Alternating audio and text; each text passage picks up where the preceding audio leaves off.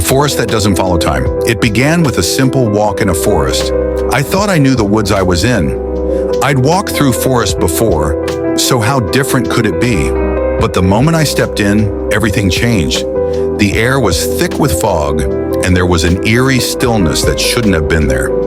I started walking, trying to navigate through, when I began hearing strange howls.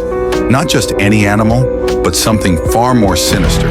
The deeper I went, the more out of place everything felt.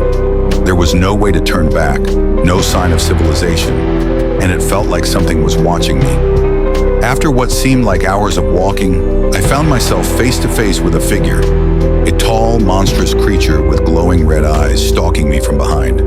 It wasn't human. Its howl was chilling, unlike anything I'd ever heard before. A Wendigo or something like it. I had nowhere to run. That's when I heard it, a distress call on a radio frequency.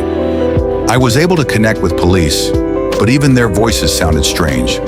They said they knew the forest, but not in the way I expected. They told me it was the 1800s, and I couldn't make sense of it. How could I have been transported through time? Everything was disjointed, fragmented. My perception of time was slipping. The forest didn't seem to follow the rules of the world I knew. I tried to communicate with the police, but just as I started to understand where I was, the signal cut off, and I found myself in a strange reality where time didn't flow right. I wasn't sure if I was still in California or in a different time altogether. Then, just as suddenly, everything stopped. The howls, the signals, the forest itself seemed to disappear. I woke up back where I had entered the woods, but it was as though no time had passed. My phone was still with me. My radio, everything I had on me was in the same place. Yet, the forest still calls me. Something is telling me to go back.